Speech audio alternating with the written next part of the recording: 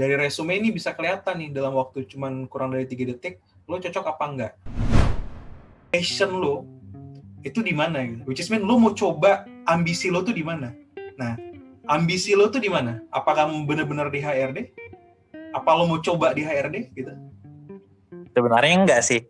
Karena gue bingung kan, maksudnya pada saat gue ngelihat itu, lah kok bisa kesini ya? Kayak gitu loh. Gue kayak merasa, kenapa gue nggak coba kayak gitu? Gue mikirnya malah kayak gitu. Cuman dari satu sisi, gue nggak menutup kemungkinan gue untuk melamar di bidang teknik industri kayak gitu loh.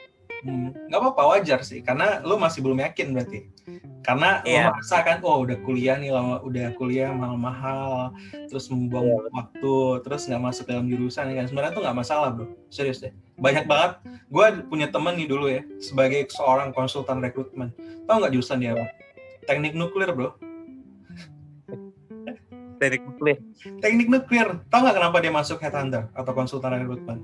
Karena sesimpel dia suka talk with other people, new people, dan dia suka sales. That's all. Jadi nggak mesti harus teknik industri kalau menurut gue, kecuali lo masih menemukan relevansinya di sana gitu. Dan sekarang pekerjaan itu sangat kreatif, bisa apa aja. Nah, saran gue adalah kalau misal lo masih bingung, lo PR pertama adalah cari tahu dulu nih diri sendiri gimana. Bukan hanya sekarang state-nya seperti apa, tapi lo harus reconnect lagi nih dengan bigger vision yang lo punya, dengan ambisi yang lo punya.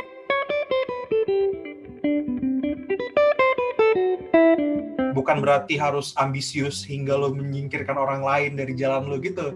Tapi ambisi itu penting banget supaya lo bisa tahu lo bakal kemana nih hidupnya. Jadi sense of happiness sama sense of purpose-nya tuh ada gitu. Dan kalau misal lo nggak tahu, nggak apa-apa bro, tes aja dulu di teknik industri, jadi di HRD, pokoknya tes aja dulu semua. Nah yang penting adalah lo harus tahu gimana marketnya di teknik industri atau gimana marketnya di HRD. Kemudian cari tahu strateginya gimana, taktiknya gimana, mindsetnya gimana. Sesimpel itu. Nah, sekarang lu pengen tahu gimana nih di HRD, teknik industri atau as general? Ya, kalau gue sih itu sih HRD, kalau enggak teknik industri yang lagi ini ya, yang benar-benar gue pilih ya untuk saat ini.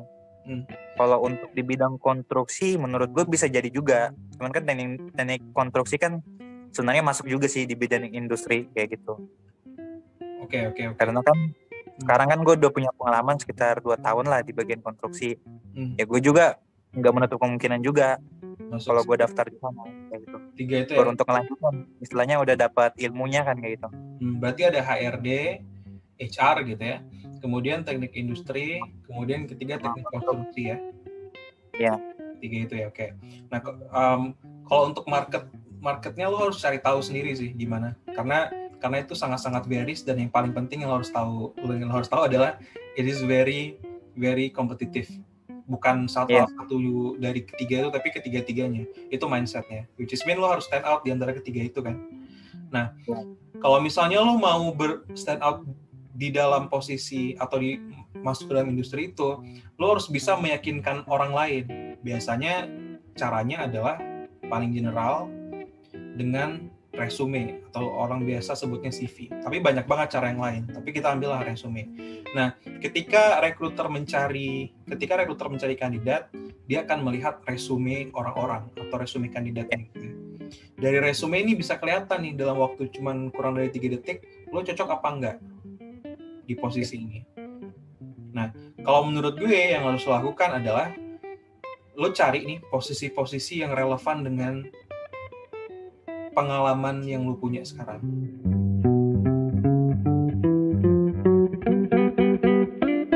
Misalnya HRD, lo punya pengalaman 4 bulan gitu kan di HRD gitu. Berarti yang lo cari adalah posisi atau lowongan pekerjaan seputar HRD. Nah, gue nggak pernah tahu nih apakah HRD itu kan banyak banget kan, ada HR legal, ada HR admin, ada HR apalah gitu, ada HR rekrutmen, ada HR yang lain-lain gitu kan. Nah, cari yang sesuai dengan pengalaman lo. Dan di resume itu lo buat bukti kalau misalnya lo sudah mengerjakan itu dengan baik.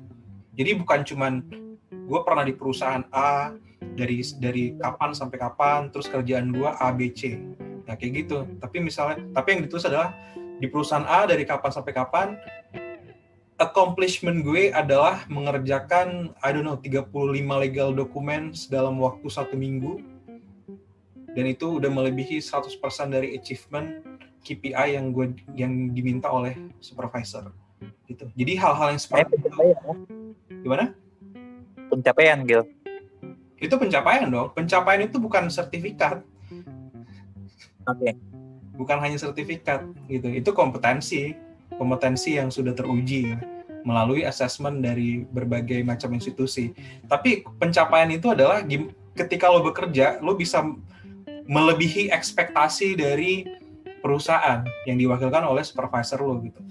Nah, lo harus tahu dan lo harus ingat-ingat KPI lo atau target lo ketika di perusahaan-perusahaan yang lalu gitu ya, nggak cuma di HRD doang, tapi di tempat yang lain. Itu gimana? Lo mencapai KPI nggak? Atau bahkan lo melebihi KPI nggak?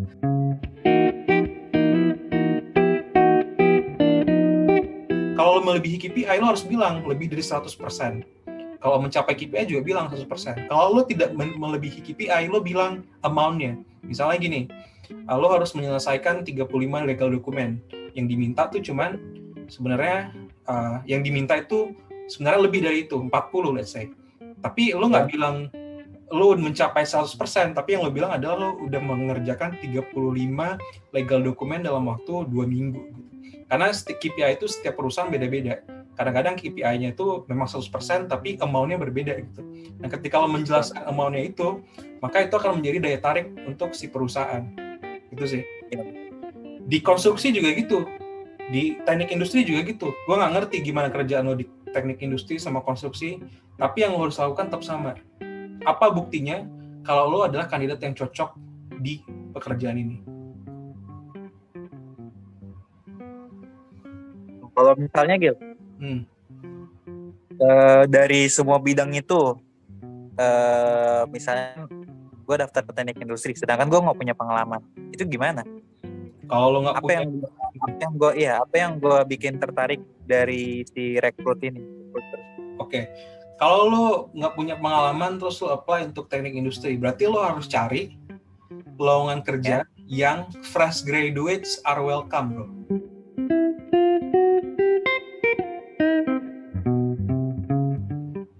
Nah, ketika dicari fresh graduates are welcome, yang nilai itu bukan pengalaman, tapi bukan indikator utama itu bukan pengalaman, tapi yang dinilai adalah pengetahuan lo, sejauh mana pengetahuan lo dibuktikan mungkin dari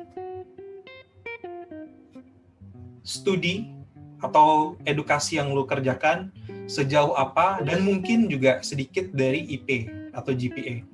Tapi yang lebih penting dibandingkan daripada itu adalah lo pernah punya pengalaman magang kerja yang lain nggak? Intinya apa? Karena apapun pekerjaannya itu pasti membutuhkan yang namanya teamwork. Apapun pekerjaannya pasti membutuhkan yang namanya interpersonal skill. Gimana cara kita ngomong ke orang lain? Gimana cara kita bisa masuk ke dalam satu komunitas ini? Gimana cara supaya mereka itu bekerja sesuai dengan arahan gitu, atau kita bekerja sesuai dengan arahan dari perusahaan? Gimana cara kita supaya kita bisa get things done lah. Nah, itu kan hal-hal yang kalau di kampus cuman kuliah itu nggak bisa diukur kan. Tapi ketika lu udah pernah melakukan pekerjaan itu atau magang, apalagi kalau misalnya itu sangat-sangat berkaitan dengan industri itu gitu kan, karena ada terms-terms yang tersendiri lah di industri itu. Nah, itu bisa jadi bahan pertimbangan yang sangat-sangat tinggi untuk masuk ke sana. Jadi ingat, kalau misalnya lu nggak punya pengalaman sesuai dengan yang diminta, lu harus tonjolkan pertama adalah lu punya ilmu pengetahuan di sana, kemudian lu punya skill-skill yang di sana. Gitu. Nah, skill ini gini, ketika ada gini ya, di dalam iklan lowongan kerja itu kan ada tuh requirement sama job desk. Kebalik ya, job desk sama requirement. Job desk-nya apa-apa aja, requirement-nya apa-apa aja kan. Nah, di dalam lowongan kerja iklan lowongan kerja itu lo harus highlight, lo harus cari tahu mana skill yang paling penting di sana. Bisa jadi kan ada communication skill, bisa jadi ada project management skill, ya kan? Nah, kalau misalnya lo adalah seorang yang tidak mempunyai pengalaman atau belum punya pengalaman di bidang itu, maka yang lo harus taruh di dalam resume adalah bukti kalau lo mempunyai atau bukti kalau lu sudah mempraktis skill project management itu dengan sangat bagus.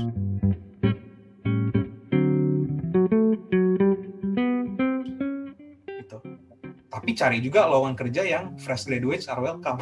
Kalau misal lu cari yang tidak kayak gitu ya, basically buang-buang waktu aja. Tapi bisa dicoba juga sih, gak masalah. Mana tahu rezeki kan. Cuman jangan berharap lebih sih. Gitu bro. Jadi intinya kalau misal lo belum punya pengalaman di bidang itu, di situ, lo cari yang fresh graduates are welcome gitu kan. Itu bahasa kasarnya kayak ya lo bisa lah kalau misal belum ada pengalaman.